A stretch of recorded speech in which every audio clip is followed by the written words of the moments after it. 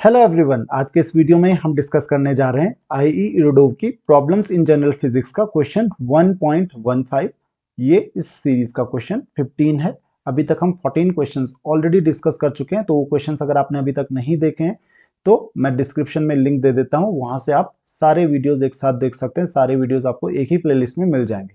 तो ये क्वेश्चन 15 जो है वो आप देख सकते हो, ये आपके सामने। An elevator car whose floor to ceiling distance is equal to 2.7 metre. तो ये कह रहा है कि एक एलिवेटर कार है। एलिवेटर कार आप समझते हो कि एलिवेटर क्या होता है। कुछ एलिवेटर की जो डिस्टेंस है वो सीलिंग से लेके, ये मान लेते हैं एक एलिवेटर हम बना देते हैं यहाँ पे, तो कुछ इस तरीके का एक एलिवेटर है और इसके सीलिंग और जो टॉप फ्लोर है, यानी कि सीलिंग और जो फ्लोर है, सीलिंग और फ्लोर के बीच का जो डिस्टेंस है वो कह रहा है 2.7 मीटर है। तो ये जो डिस्टेंस है दैट इज 2.7 मीटर। ये आपको कितना दिया हुआ है?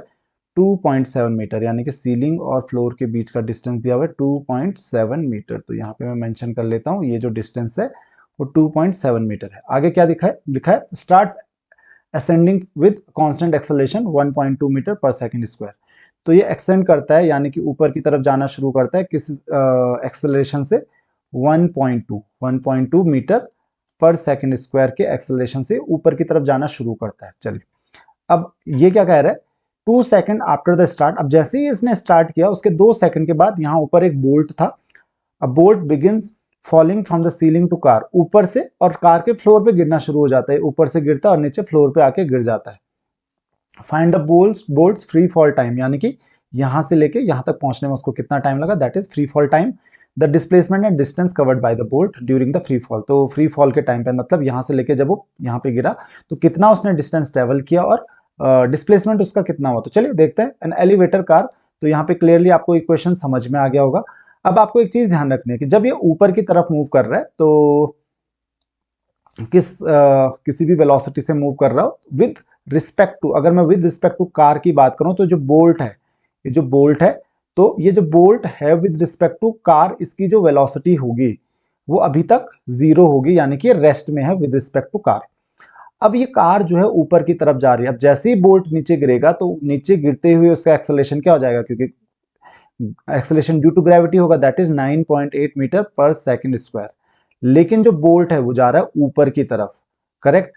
तो ये जा रहा है अपोजिट डायरेक्शन में। तो इसकी वजह से जब दो बॉडीज आपको पता है अपोजिट डायरेक्शन में जाती हैं तो उनकी रिलेटिव वेलोसिटी और रिलेटिव एक्सेलरेशन दोनों क्या हो जाएंगे? ऐड हो जाएंगे। तो यानी कि आप कह सकते हो कि जो एक्सेलरेशन होगा, एक्सेलरेशन किसका?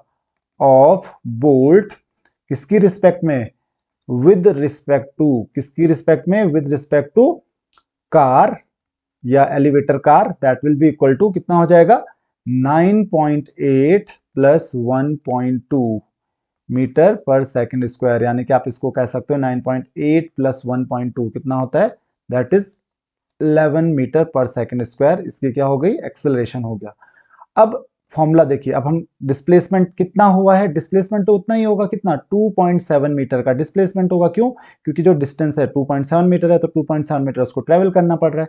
तो यानी कि 2.7 डिस्प्लेसमेंट का फॉर्मूला क्या होता है? डिस्प्लेसमेंट का फॉर्मूला होता है S equal to UT plus half A T square, correct.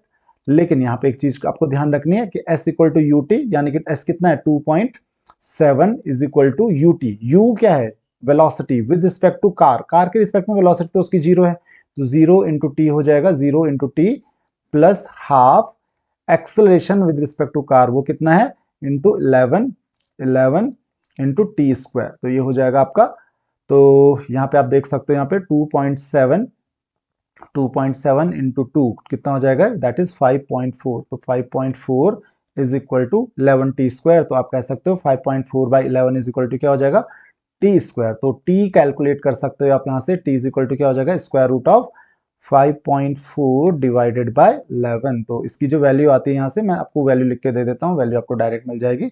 That is approximately equal to, क्योंकि 0.48 के आसपास आ रहा है, तो दैट इज अप्रोक्सीमेटली 0.7 सेकेंड्स। तो 0.7 सेकेंड्स का आपको टाइम लगेगा। तो कितना टाइम मिल रहा है आपको? जो इसको फ्लोर में गिरने के लिए कितना टाइम लगेगा? That is 0.7 seconds. तो ये आपको ध्यान रखना है। देखिए, सिंपल सा क्वेश्चन था। अब सेकंड पार्ट पे आते हैं कि डिस्प्लेसमेंट और डिस्टेंस कितना कवर किया बोल्ट ने। अब डिस्प्लेसमेंट और डिस्टेंस दोनों हमको पता करने हैं, तो चलिए इसको भी समझने की कोशिश करते हैं कि हम कैसे पता करेंगे दोनों चीजें, डिस्प्लेसमेंट भी और डिस्टेंस भी। ये देखिए बोल्ट है, करेक्ट। अब बोल्ट ने क्या किया, पहले जब आपने उसको जब इसका फ्री फॉल होना शुरू किया, जैसे ये इससे अलग हुआ तो क्या होगा, बोल्ट यहां से मान लेते हैं, यहां से पहले ये ऊपर की तरफ जाएगा। क्यों जाएगा ऊपर की तरफ, क्योंकि इसकी जो वेलोसिटी है, जो u है, चलो u पता कर लेते हैं, u कितना है उसका, u इज इक्वल टू क्या हो जाएगा, जो वेलोसिटी होगी, क्योंकि शुरू से यहाँ पे फिर से देख लेते हैं, शुरू से क्वेश्चन, वापस क्वेश्चन पे आते हैं कि क्या कह रहा था क्वेश्चन, कि जिसकी वेलोसिटी कितनी है, वेलोसिटी तो कुछ नहीं थी, acceleration 1.2 metre per second square था, और 2 सेकंड के बाद की बात ये कर रहा है। कितने सेकंड के बाद की बात कर रहा है, 2 सेकंड के बाद की ये बात कर रहा है। तो 2 सेकंड के बाद क्या हो जाएगा, u इक्वल टू जो होगा, यानी कि उसकी जो वेलोसिटी होगी, दैट इज आपको पता है v is equal to U plus A T होता है, तो u यानी कि इनिशियल वेलोसिटी तो 0 थी, प्लस ए टी, एक्सेलरेशन कितना था, वो था 1.2 मीटर पर सेकंड, जब तक बोल्ट गिरा नहीं था, ध्यान रखिए अभी तक गिरा नहीं है, इनटू टाइम कितना है 2 सेकंड, तो वो कितना हो जाएगा, that is 2.4 metre per second. u कितना मिल रहा है आपको, 2.4 मीटर पर सेकंड मिल गया। वो उसकी वेलोसिटी थी जिस टाइम पे बोल्ट ऊपर की तरफ मूव कर रहा है। अभी बोल्ट ऊपर की तरफ मूव कर रहा है।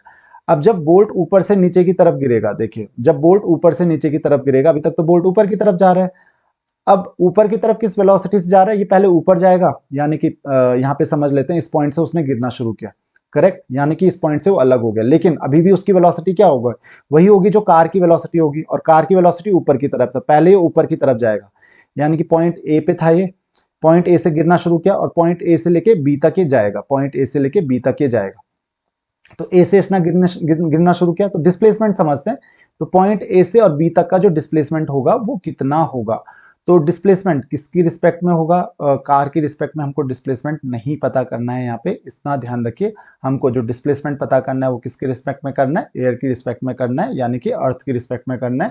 तो जो डिस्प्लेसमेंट, यानी कि हम पता करेंगे यहाँ पे displacement with respect to earth, earth के रिस्पेक्ट में हम डिस्प्लेसमेंट पता करेंगे, तो वो कितना हो जाएगा, ये सीधा यहां से नीचे गिरना शुरू होगा, तो वो कैसे मिलेगा हमको, that will be equal to S equal to क्या हो जाएगा, यू टी, यू कितना है, दैट इज 2.4। अब देखो 2.4, यू जो जा रहा है वो ऊपर की तरफ है, ध्यान रखिए यू की जो डायरेक्शन है, U is equal to 2.4 metre per second जो है ऊपर की तरफ है, तो एस इक्वल टू कितना हो जाएगा, यूटी, यानी कि 2.4 इंटू टी, टाइम कितना है 0.7 second, plus half A T square. अब ये माइनस आएगा यू, क्यों, क्योंकि ऊपर जा रहा है, इसके बाद ये नीचे गिरेगा, तो यू की जो डायरेक्शन है वो अपोजिट है, नीचे किस एक्सेलरेशन से गिर रहा है, यहाँ पे हाफ प्लस हो जाएगा हाफ ए टी स्क्वायर, ए कितना हो जाएगा, ए हो जाएगा यहाँ पे 9.8। अब आप कहोगे 9.8 क्यों, पिछली बार तो हमने 11 लिया था, वो 11 हमने कार की रिस्पेक्ट में लिया था, इस समय कार की रिस्पेक्ट में नहीं, इस समय हम अर्थ की रिस्पेक्ट में ले रहे हैं, तो 9.8 मीटर पर सेकंड के स्क्वायर के एक्सेलरेशन से नीचे गिरेगा इनटू 0.7 का स्क्वायर, तो ये आप इजीली कैलकुलेट कर लोगे, तो माइनस करके ये आप आराम से कैलकुलेट करते हो, दैट इज अप्रोक्सीमेटली 0.7 मीटर ये आपको मिल जाएगा, करेक्ट। यानी कि डिस्प्लेसमेंट हुआ, यानी कि पॉइंट ए से पॉइंट बी तक आने में कितना डिस्टेंस को ट्रेवल करना पड़ा, 0.7 मीटर। ऑब्वियस सी बात है कि ये 2.7 मीटर से कम होगा। 2.7 मीटर से कम क्यों होगा, क्योंकि जब तक बोल्ट नीचे गिरेगा तब तक कार ऊपर चली जाएगी, तो वो इस पॉइंट तक नहीं आएगा, तब तक कार तो ऊपर चली जाएगी, तो इसीलिए वो डिस्टेंस उसको कम ट्रेवल करना पड़ा।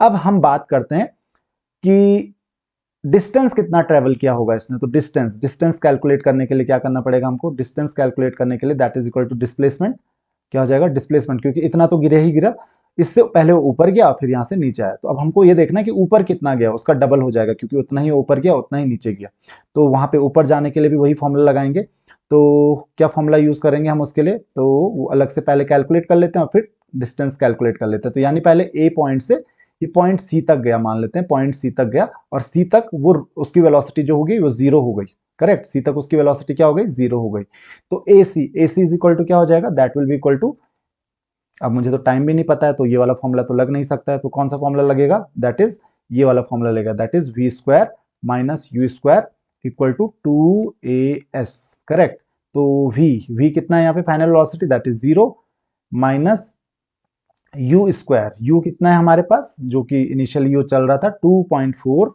का स्क्वायर इक्वल टू 2 इंटू ए कितना हो गया, दैट इज एक्सेलरेशन ऊपर की तरफ इसका कितना हो रहा है, एक्सेलरेशन किस एक्सेलरेशन से जाएगा, एक्सेलरेशन तो ऊपर की तरफ नहीं हो रहा क्योंकि अब बोल्ट क्या हो चुका है, अलग हो चुका है, एक्सेलरेशन अपोजिट डायरेक्शन हो रहा है तो नेगेटिव हो जाएगा, दैट इज -9.8 इंटू एस। तो यहां से आप कैलकुलेट कर लोगे तो s is equal to minus minus cancel हो जाएगा, दैट इज 2.4 का स्क्वायर यानी कि 2.4 इंटू 2.4 डिवाइडेड बाय 2 इंटू 9.8, ये आपको S1 मान लेते हैं, चलो इसको S1 मान लेते हैं, इस डिस्टेंस को कितना मान लेते हैं S1, करेक्ट।